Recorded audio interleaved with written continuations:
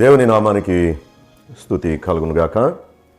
దేవుని మహాకృపను బట్టి త్రిత్వ పండుగ తదుపరి 21వ ఆదివారంలో దేవుని వాక్యాన్ని కొద్ది నిమిషాలు మనం ధ్యానం చేసుకుందాం.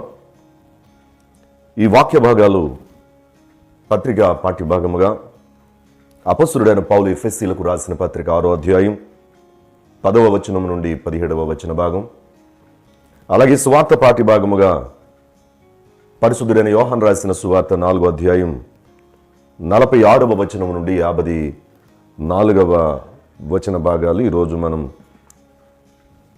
చదివినటువంటి మరి ముఖ్యంగా ఈ రోజు కొరకు మనకు ఏర్పాటు చేయబడిన లేఖన పాఠ్య భాగాలు.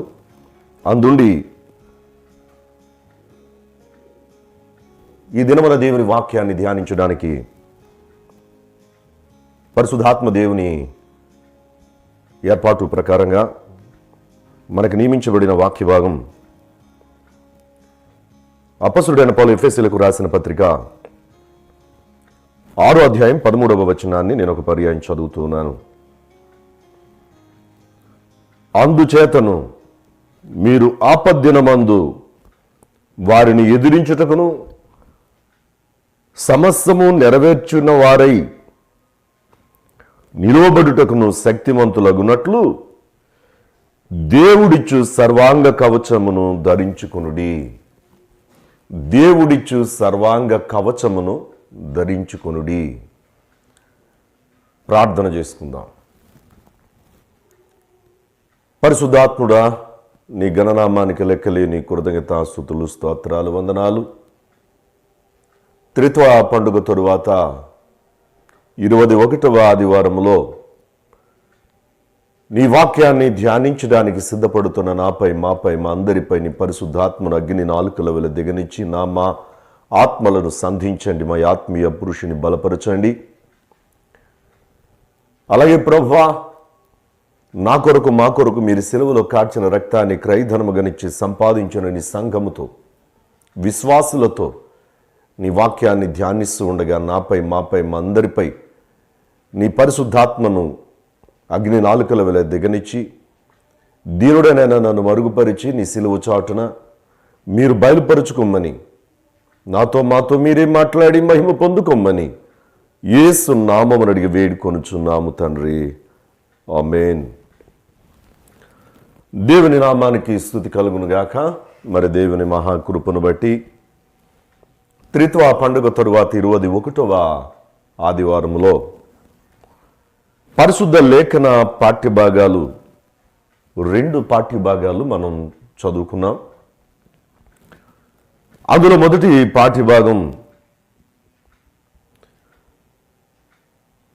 దేవుడిచ్చేటువంటి సర్వాంగ కవచాన్ని ధరించుకోండి. పుట్నోట్లో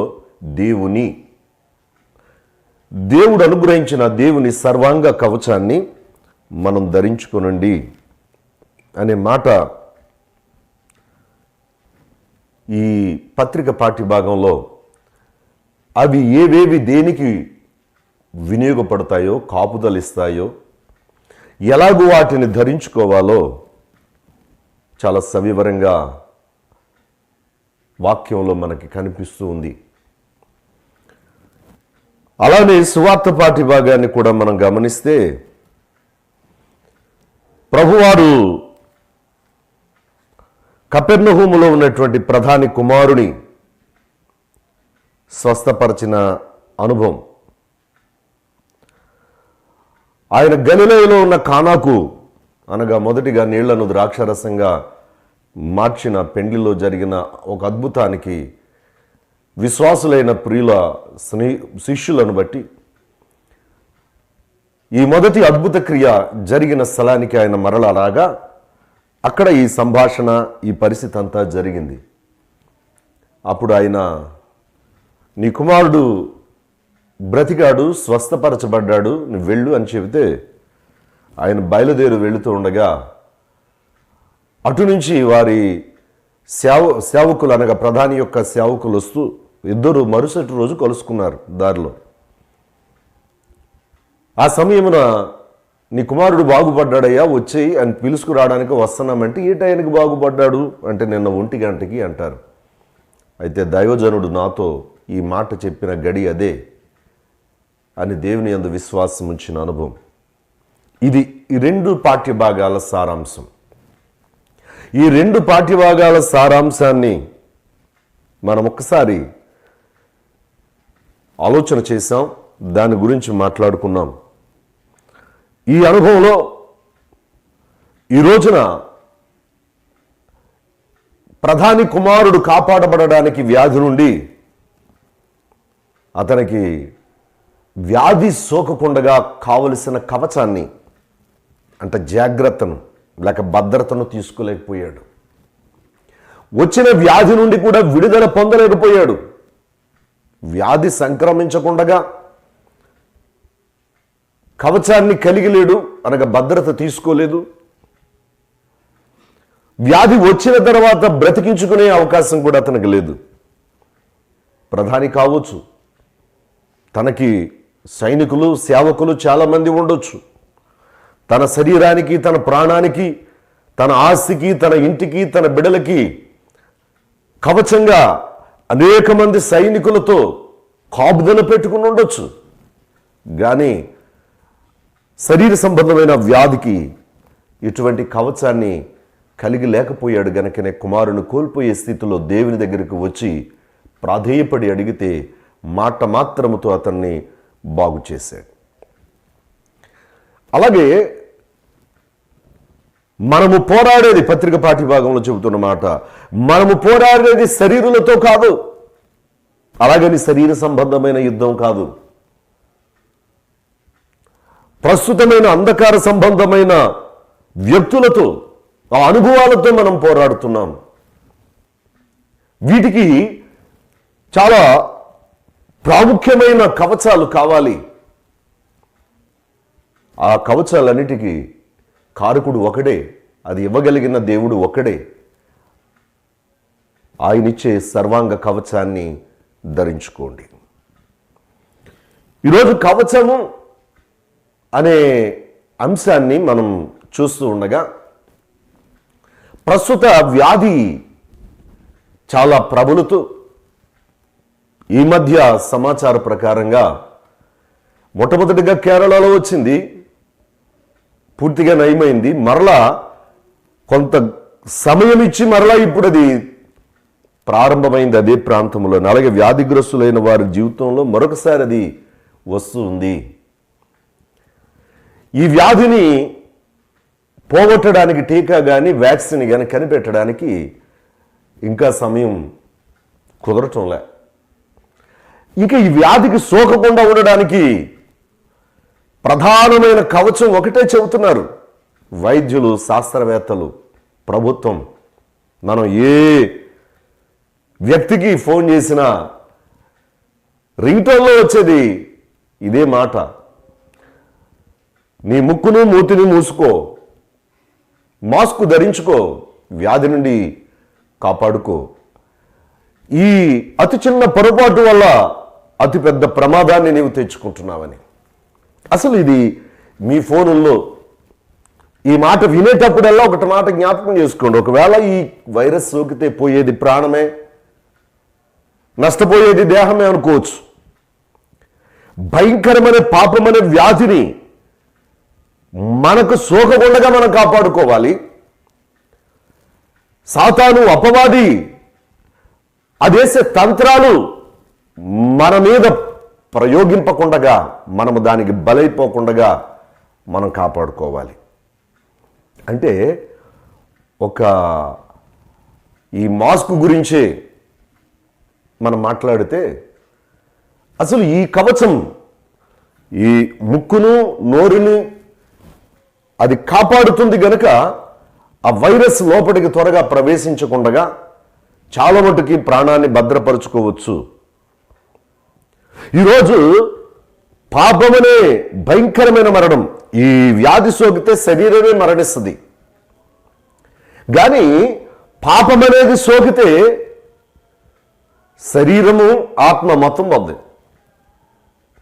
అందుకనే శరీరమును మాత్రమే నశింపచేయగలిగిన మనుషులకు మీరు భయపడుతున్నారు తప్ప, ఈ వైరస్లకి భయపడుతున్నారు తప్ప, ఈ శరీరమును ఆత్మను కూడా నరకములోకి నెట్టేటువంటి ఆ ప్రమాదము నుండి కాపాడుకోవడానికి తగిన కవచాన్ని ధరించుకోవడానికి మీరు సిద్ధపడటం లేదు.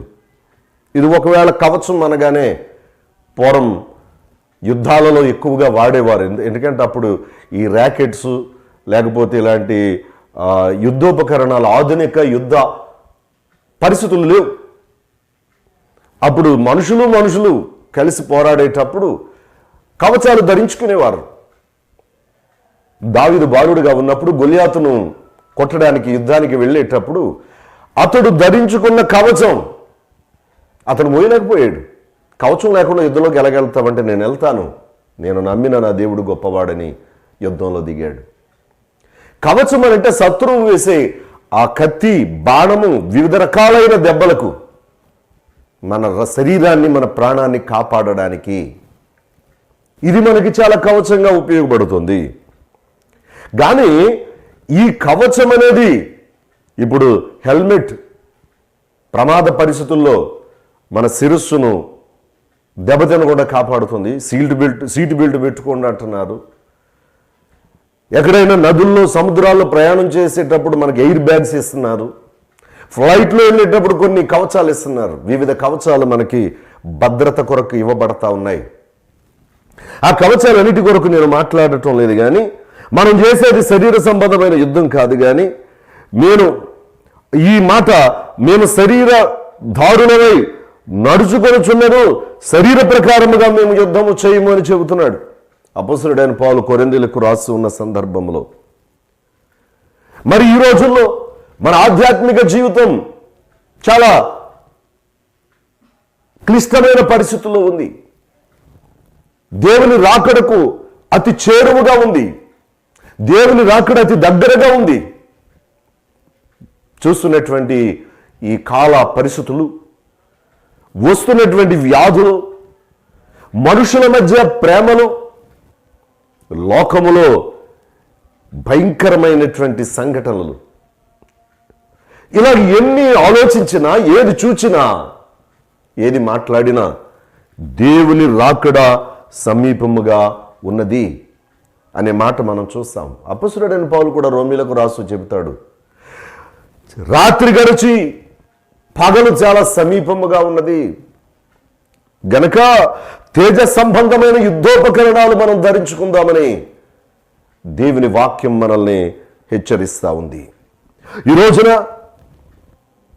ఒక విశ్వాసిగా మనం ధరించుకోవలసిన కవచం ఏంటి? ఒక విశ్వాసిగా ఇంతలో కనబడి అంతలో మాయమైపోయే అడవి పువ్వు లాంటి, నీటి ఆవిరి లాంటి, అడవి గడ్డి లాంటి ఈ దేహము మన్నైపోకుండా ఈ మాస్క్ అనే కవచాన్ని ధరిస్తూ కరోనా వైరస్ నుంచి రక్షింపబడాలి అని ఆశపడుతున్నావే, ఈ కరోనా వైరస్ సోకి చనిపోవడం పెద్ద ప్రమాదకరమేం కాదు. కానీ అపవాదికి లోనై పాపములో పడి చనిపోతే అది చాలా ప్రమాదకరమైనది. ముందు ఆ కవచాన్ని గురించి ఆలోచించు. ఇప్పుడు మాస్క్ పెట్టుకునే ప్రతి వ్యక్తి కరోనా వైరస్ నుండి కాపాడబడాలి, దేహాన్ని కాపాడుకోవాలి, సజీవుడిగా ఉండాలి, దేహముతో సజీవుడిగా బ్రతకాలని ఆశపడే ప్రతి వ్యక్తి ఒకవేళ ఈరోజు ఈ వైరస్కి పడకుండా, వైరస్ బారిన పడకుండా ఈ కవచాన్ని ధరించుకున్నా ఏదో రోజు మరలా నీకు నిండు వృద్ధాప్యం వచ్చాక 100కో 120కో ఎప్పుడోకప్పుడు నువ్వు ఈ దేహాన్ని విడిచి వెళ్ళాలి. అలాంటి ఈ అనుభవానికి ఈ కవచాన్ని ధరించి ఇంత భద్రత తీసుకునే నీవు నేను అగ్ని ఆరదు, పురుగు చావదు అనేటువంటి ప్రదేశములో పడిపోకుండగా, ఆకలి దప్పులు లేని, సూర్య చంద్రుడు లేని, గొర్రెపిల్లే అక్కడ వెలుగుగా ఉండేటువంటి పరలోక రాజ్యములో చేరడానికి కొన్ని కవచాలు మనం ధరించుకోవలసిన ఆవశ్యకత ఉంది. అవి 1-2 కవచాల గురించి ఈరోజు మనం ఆలోచన చేద్దాం. మనం ఈ రోజున మొదటిగా తెస్సలోనికీయులకు రాసిన మొదటి పత్రిక 5వ అధ్యాయం 8వ వచనంలో మనకు రాయబడినటువంటి మాట మనం చూద్దాం. మనము పగటివారమై ఉన్నాము గనుక మత్తులమై ఉండక విశ్వాస ప్రేమలను కవచము రక్షణ నిరీక్షణను శిరస్త్రాణమును ధరించుకుందాము. మనము పగటివారమై ఉన్నాము, దేవుడు వెలుగు అయి ఉన్నాడు, ఆ వాక్యము మనకు చీకటిలో దీపముగా ఉంది. క్రైస్తవ్యం అనేది ఒక పగటి సంబంధమైన జీవితం. దాన్ని వివరించడానికి చాలా విషయాలు మనకు పరిశుద్ధ గ్రంథంలో ఉన్నాయి. అవన్నీ మీకు ఎరుకైనవే. మనము పగటివారమై ఉన్నాము గనుక మత్తులమై ఉండక విశ్వాస ప్రేమలను కవచమును, మనకి క్రైస్తవులకు ఉండవలసిన కవచాలు విశ్వాసం అనే కవచం, ప్రేమ అనే కవచం. ఇది చాలా మన జీవితానికి చాలా ప్రాముఖ్యమైన కవచం. యేసు ప్రభు మనకు అదే బోధించాడు. మారు మనస్సు పొందండి, అవిశ్వాసులుగా ఉండొద్దు, విశ్వాసులుగా ఉండండి. ధర్మశాస్త్రం అంతా ప్రేమలో ఇమిడి ఉన్నది. ఆ ప్రేమను మీరు కలిగి ఉండండి, ఆ ప్రేమను పంచుకోండి. అదే కవచం మనకి కావాలి. మొట్టమొదటిగా క్రైస్తవులందరికీ కావలసిన కవచం, సమస్త జీవితానికి ఇహపరలోక జీవితాలన్నిటికీ కావలసిన కవచం మనకి ఈరోజు చెప్పబడింది. విశ్వాసము, ప్రేమ. విశ్వాసము, ప్రేమలను కవచాన్ని మనము ధరించుకోవాలి. రక్షణను శిరస్త్రాణాన్ని ధరించుకోవాలి. రక్షణయను శిరస్త్రాణాన్ని. ఈ రోజున ఇట్టి అనుభవాన్ని, ఈ కరోనా వైరస్ సోకకుండగా మనం ఆచరించే కవచం. మనమంటే సామాన్య ప్రజల్లో జీవిస్తున్నాం గనక ఒక మాస్కుతో సరిపెట్టుకుంటున్నాం. రెండవదిగా కళ్ళకు సోకకుండగా హెల్మెట్ కానీ మరొకటి ఏదైనా ఉపయోగించి అంతవరకు మనం సమాజ జీవితంలోనికి వెళుతున్నాం. గ్లౌజెస్ చేతులకు వేసుకుని. డైరెక్ట్గా వ్యాధిగ్రస్తుల మధ్య పనిచేసే వైద్యులు వాళ్ళు ధరించే కవచాలు చూడండి. పాపం అరికాలు మొదలు నడినెత్తి వరకు ఏ భాగం వాళ్ళకి బయటికి లేకుండా అవి సీల్ చేసి పడేస్తున్నారు. అంటే ఆ వైరస్ సోకకుండగా. ఇది ఏదేని కవచాలు ధరిస్తున్నా నీవు నేను. ఈ శరీర మరణం కొరకు ఇంత జాగ్రత్త, ఇంత భయం, ఇంత భద్రత, ఇంత బాధ్యత వహిస్తున్న నీవు నేను. ఈ శరీరము ఏదో రోజు ఈ లోకాన్ని విడిచి వెళ్లాల్సి ఉంది. కానీ ఈ శరీరములో ఉన్నటువంటి ఆత్మ, అనగా ఇది ఏదో రోజు ఈ మనులో మన్నైపోవలసి ఉంది. కానీ ఈ శరీరములో ఉన్నటువంటి ఆత్మ నిత్యము జీవించేటువంటిది. ఆ ఆత్మ నశించిపోకుండగా, ఆ ఆత్మ అపవాది చేతిలో పడిపోకుండగా, ఆ ఆత్మ అవిశ్వాసపు అనుభవాల్లో చిక్కుకోకుండగా దానికి విశ్వాసము అలాగే ప్రేమ అనే కవచాన్ని ధరించండి. రక్షణ అనే శిరస్త్రాన్ని ధరించండి. మనకి మంచి ఆయుధాలు దేవుని వాక్యం, మంచి ఆయుధాలు ప్రార్థన. ఈ రెండు ఎప్పుడైతే మన దగ్గర ఉన్నాయో ఎట్టి పరిస్థితుల్లో అపవాది మన దగ్గరికి రాదు. కుడి ఎడమల మనం వాటిని ధరించాలి. ఈ నీతి ఆయుధాలను ధరించాలి. మన శరీరాన్ని కాపాడుకోవడానికి, లోకంలో మన పరిస్థితులు కాపాడుకోవడానికి అవినీతి ఆయుధాలు, లోక సంబంధమైన ఆయుధాలు మనం వాటిని వినియోగిస్తున్నాం. ఈరోజు ప్రధాని కొడుకు వ్యాధిగ్రస్తుడైతే ఏ సైనికుడు బాగు చేయగలిగాడు? అతని దగ్గర ఉన్న ఏ ఆయుధాలు బాగు చేయగలిగాయి? అతని దగ్గర ఉన్న ఏ బలము బాగు చేయగలిగింది? యేసు దగ్గరికి వచ్చి ప్రాధేయపడి అడిగాడు. అతనికి ఒక వివరణ ఇచ్చి వెళ్ళి నీ కొడుకు బాగుపడ్డాడని చెప్పాడు. ఈ రోజున ఆ ప్రధాని కుమారుడిని స్వస్థపరిచిన ఆ అనుభవాన్ని ఒక్కసారి కరోనా వైరస్ దినాల్లో మనం జ్ఞాపకం చేసుకుంటే, శరీర సంబంధమైనదే కాదు, ఆత్మ సంబంధమైన దాని నుండి కూడా మనల్ని కాపాడగలడు మన రక్షకుడు. శరీర సంబంధమైన యుద్ధోపకరణాలు ప్రాముఖ్యం కాదు, ఆత్మ సంబంధమైనటువంటి నీతి ఆయుధాలు మనం ధరిద్దాం. చూద్దాం ఆ మాటను కూడా. కొరింథీయులకు రాసిన 2వ పత్రిక 6వ అధ్యాయం 7వ వచనం ఒక పర్యాయం చదువుతున్నాను. సత్యవాక్యము చెప్పుట వలనను దేవుని బలము వలనను కుడి ఎడమల నీతి ఆయుధములను కలిగి. పౌలు గారు తన యొక్క భక్తి జీవితాన్ని వివరిస్తూ చెబుతున్న సందర్భంలో కుడి ఎడమల సత్యవాక్యమును బోధించుటలో, ప్రార్థించుటలో, కుడి ఎడమల నీతి ఆయుధములు కలిగి మనం దేవునిని ఘనపరచవలసిన విశ్వాస జీవితం మనకుంది. అటు జీవితంలో మనము దేవునిని ఆరాధించుకోవలసినటువంటి బాధ్యత మనకి ఉంది. ఎందుకంటే చివరి దినాల్లో మనం ఉన్నాం. దేవుని రాకడ దినాల్లో మనం ఉన్నాం. రాకడకు సూచన అయిన పరిస్థితులన్నీ మనం చూస్తున్నాం. దేవుని రాకడ సమీపమయ్యేటప్పుడు భక్తిహీనులు ప్రబలిపోతారు.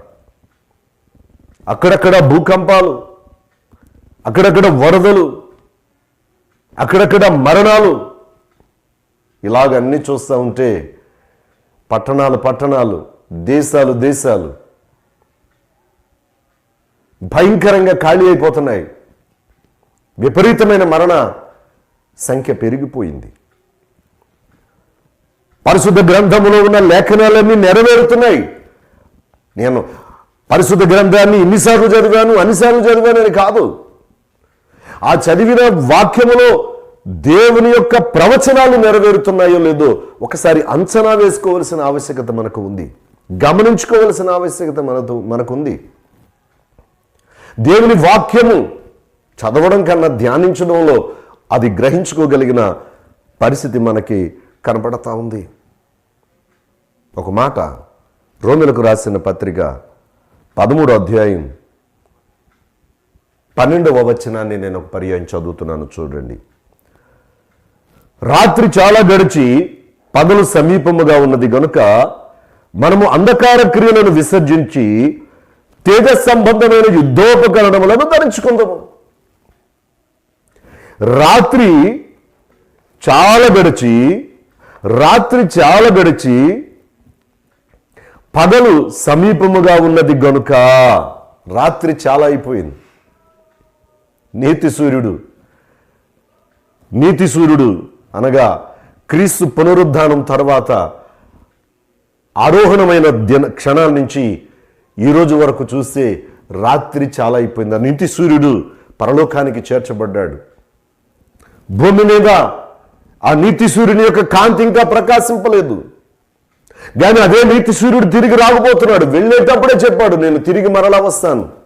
గొర్రె పిల్లగా వచ్చాను, ఈసారి నేను కొదమ సింహముగా వస్తాను. మొన్న సామాన్యంగా కన్య మరియు గర్భమును జన్మించి ఒక మానవుని రీతిలోనే ఈ లోకానికి వచ్చాను. ఇప్పుడు నేను ఎలాగైతే మేఘారూఢుడనై వెళుతున్నాను అలాగే తిరిగి వస్తాను. అనగా ఆ నీతి సూర్యుడు ఉదయించడం. రాత్రి అంటే క్రీస్తు పునరుద్ధానము నుంచి ఇప్పటి వరకు ఈ 2020 సంవత్సరాల కాలం అంతా ఇది రాత్రి చాలా గడిచింది. ఇంకా పగలు సమీపముగా ఉంది.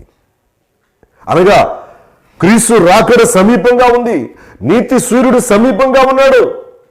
సాయంకాలం 6 అయిందనుకోండి, సూర్యుడు అస్తమించిన తర్వాత మరలా ఉదయం 6 అయ్యేటప్పటికి సూర్యుడు ఉదయిస్తూ ఉంటాడు. అంటే 3-4 గంటల నుంచి ఆ సూర్యుడు వచ్చే టైం అయింది, వెలుతురు వచ్చే టైం అయింది. ఎలాగైతే ఈ లోక సంబంధమైన సూర్యుని వెలుతురు, ఆ చీకటి రాత్రిని గమనిస్తున్నామో అదే పరలోక సంబంధమైన దేవుని కుమారుడైన నీతి సూర్యుడు వెళ్ళింది మొదలు తిరిగి ఆయన వచ్చే ఈ రాత్రి గడియను గమనించే మనము రాత్రి చాలా గడిచి పగలు సమీపముగా ఉన్నది కనుక మనము అంధకార క్రియలను విసర్జించి, అంధకార సంబంధమైన క్రియలను విసర్జించి తేజ సంబంధమైన యుద్ధోపకరణమును ధరించుకుందాము. కవచాలు పట్టుకోవడమే కాదు, కవచాలను ధరించడమే కాదు, తేజ సంబంధమైన యుద్ధోపకరణాలు కూడా మనము ధరించవలసిన ఆవశ్యకత ఉంది. ఎందుకంటే మనం చేసే యుద్ధం ఈ లోక సంబంధమైనది కాదు, శరీరదారులంగానే జీవిస్తున్నాం. దాని గురించి చెబుతాడు చూడండి. కొరింథీయులకు రాసిన 2వ పత్రిక 10వ అధ్యాయం 3వ వచనం నుండి 6వ వచనం వరకు చదువుతున్నాను. మేము శరీరదారులమై నడుచుకొనుచున్నాను, శరీర ప్రకారము యుద్ధము చేయము. మా యుద్ధోపకరణములు శరీర సంబంధమైనవి కావు గాని దేవుని ఎదుట దుర్గములను పడద్రోయజాలినంత బలము కలవయ్యున్నవి. మేము వితర్కములను, దేవుని గూర్చిన జ్ఞానమును అడ్డగించు ప్రతి ఆటంకమును పడద్రోసి ప్రతి ఆలోచనను క్రీస్తుకు లోబడినట్లు చెరపట్టి మీరు సంపూర్ణ విధేయతను కనుపరిచినప్పుడు సమస్తమైన అవిధేయతకు ప్రతిదండన చేయ సిద్ధపడి ఉన్నాము. సమస్తమైన అవిధేయతకు ప్రతిదండన చేయ సిద్ధపడవలసిన జీవితాలు మనకి చాలా అవసరం. గనక ఈ రోజున చాలా భీకరమైన దినాల్లో ఉన్నాం, చాలా భయంకరమైన రోజుల్లో ఉన్నాం. ఎందుకనంటే దేవుని రాకడ సమీపంగా ఉందని ఇట్టే కొద్దిపాటి వాక్య జ్ఞానం ఉంటే అర్థమయ్యే పరిస్థితుల్లో మనం ఉన్నాం. కరోనా సోకితే పోయేది ప్రాణం, మట్టి, ఈ దేహంగా వెళ్ళి కలిసేది మట్టిలో. కానీ ఇందులో ఉన్న ఆత్మని అదేం చేయలేదు. కానీ ఈ ఆత్మ దేవుని దగ్గరికి వెళ్ళాలంటే మన్ను నుండి వచ్చింది మన్నుకు పోతే దేవుడు దయచేసిన ఆత్మ దేవుని దగ్గరికి వెళ్ళాలి అని అంటే ఈ రోజున నీ కవచం ఏదై ఉంది? ఇప్పుడు శరీరాన్ని కాపాడుకోవడానికి మాస్క్ పెట్టుకోవద్దు, కవచాలు పెట్టుకోవద్దు అని నేను అంటం లేదు. ఈ శరీరము ప్రాణముతో ఉండాలి అని నువ్వెంత శ్రద్ధ వహిస్తున్నావో అలాగే ఈ ఆత్మ దేవునితో ఉండాలి అని ఆ శ్రద్ధ వహించడానికి విశ్వాసము, ప్రేమ అనే కవచాలు, రక్షణ అనే శిరస్త్రాణాన్ని, కుడి ఎడమల నీతి ఆయుధాలను ధరించి ఈ లోక సంబంధమైన ఈ యుద్ధములో ఎదిరించే వారికి, మరి ముఖ్యంగా అవిధేయతకు ప్రతిదండన చేయడానికి తగిన వాక్యానుభవం, తగిన ఆత్మీయ శక్తి, తగిన విశ్వాసపు బలము, తగినటువంటి ప్రేమ బలము కవచాన్ని కలిగి, రక్షణ అనే శిరస్నానాన్ని కలిగి దేవుని యొక్క సైనికునిగా ఈ లోకములో జీవించడానికి పరిశుద్ధాత్మ దేవుడు మనందరికీ తోడైండును గాక. ఆమేన్. ప్రార్థన, ప్రభు నేర్పిన ప్రార్థన ఆశీర్వాదంతో ఈ వాక్య ధ్యానాన్ని ముగించుకుందాం. సర్వశక్తి మికిలి కరుణా కనికరము కలిగిన మా ప్రియ పరలోకపు తండ్రి, నీ ఘననామానికి లెక్కలేని కృతజ్ఞతాస్తుతులు, స్తోత్రాలు, వందనాలు నాయన. చల్లిన విత్తనాలు మంచి నేలను పడిన విత్తనాల వలె ఫలింప చేయండి. వినిన వాక్యం వృధా కాకుండా మా అందరి హృదయాల్లో భద్రపరచండి ప్రభువా. మేము విశ్వాసము, ప్రేమ అనే కవచాన్ని ధరించుకొని, రక్షణ అనే శిరస్త్రాణాన్ని కలిగి, కుడి ఎడమల నీ వాక్యం అనే సత్యం అనే ఆయుధాలతో నాయనా మేము జీవించి ఈ పాపమును పడిపోకుండా మా ఆత్మను, మా జీవితాన్ని రక్షించుకోవడానికి నీ వాక్యం ద్వారా మమ్మల్ని హెచ్చరించావు. కరోనా వైరస్ అనేటువంటి ఈ ప్రాణాన్ని తీయగలిగిన, ఈ శరీరాన్ని మరణానికి అప్పగించగలిగిన వైరస్ కొరకు ఎన్నో కవచాలు ధరిస్తూ జాగ్రత్త తీసుకుంటున్నాం. అదే సమయంలో ఇంకా ప్రాధాన్యమైన ఆత్మను కూడా మేము కాపాడుకోవడానికి, ఆత్మ నశించకుండా మేము దానిని కాపాడుకుని నీ రాజ్యములో నీతో కలిసి జీవించడానికి, నీ రాజ్యానికి చేరడానికి మాకు అవసరమైన కవచాలను మేము ధరించుకోవడానికి నీ కృప మాపై మెండుగా కుమ్మరించండి. వినిన వాక్యం వృధా కాకుండా బిడ్డల హృదయాల్లో భద్రపరచండి. తిరిగి నెమరు వేసుకునే భాగ్యం దయచేయండి. నీ సన్నిధి, నీ ఆశీర్వాదాలతో మమ్మల్ని నింపి నడిపించండి. ఈ ప్రార్థనతో ఏకీభవించిన ప్రతి బిడను, వారి వారి కుటుంబాలను, వారి వారి బిడలను, వారికి ఇచ్చిన ఈవులను, పాడి పంటలను, వస్తు వాహనాలను సమస్తాన్ని దీవించండి. అలాగే వీరందరి కొరకు ప్రార్థిస్తున్న నన్ను, మా కుటుంబాన్ని కూడా దీవించండి. అప్పగించిన పరిచర్ను దీవించండి, సంఘాన్ని దీవించండి. నీ సన్నిధి ఆశీర్వాదాలు, నీ దీవెనలు మాపై మెండుగా కుమ్మరించుమని అడిగినవి అనుగ్రహిస్తున్న తండ్రి నీకు స్తోత్రాలు. అడగమరచినవి దయచేస్తున్న తండ్రి నీకు కృతజ్ఞతలు. అడగబోతున్నవి కూడా మీరు మాకు అనుగ్రహిస్తున్న తండ్రి నీకు స్తోత్రాలు. ఏ సమయంలో ఏది అవసరమో మాకు తెలియదు గనక ఆయా సమయాల్లోని కృపా సహాయాల ద్వారా మాకు అనుగ్రహించి నడిపిస్తున్న తండ్రి నీకు స్తుతులు అర్పించుకుంటూ యేసు పరిశుద్ధ నామమును అడిగి వేడుకొనుచున్నాము తండ్రి. ఆమేన్. పరలోకమందున మా తండ్రి, నీ నామం పరిశుద్ధపరచబడుగాక, నీ రాజ్యం వచ్చునుగాక, నీ చిత్తము పరలోకమందు నెరవేర్చినట్లు భూమి యందు నెరవేరునుగాక. మా అనుదిన ఆహారం నేడు మాకు దయచేయము. మెడల అపరాధము చేసిన వారిని మేము క్షమించిన ప్రకారము మా అపరాధములను క్షమించము. మమ్మల్ని శోధనలోనికి తేక దుష్టు నుండి తప్పించుము. రాజ్యము, శక్తియు, మహిమయు నిరంతరమును నీవే అయినవి తండ్రి. ఆమేన్. ప్రభు నిన్ను ఆశీర్వదించి నిన్ను కాపాడునుగాక. ప్రభునికి తన సన్నిధి కాంతి ప్రకాశింపచేసి నిన్ను కరుణించునుగాక. ప్రభు నీ మీద తన సన్నిధి కాంతి నుదయింపచేసి నీకు సమాధానము కలుగచేయునుగాక. ఆమేన్. అందరికీ వందనాలు. దేవుడి మిమ్ములను, మీ కుటుంబాలను, మనలందరినీ దీవించి ఆశీర్వదించునుగాక. ఆమేన్.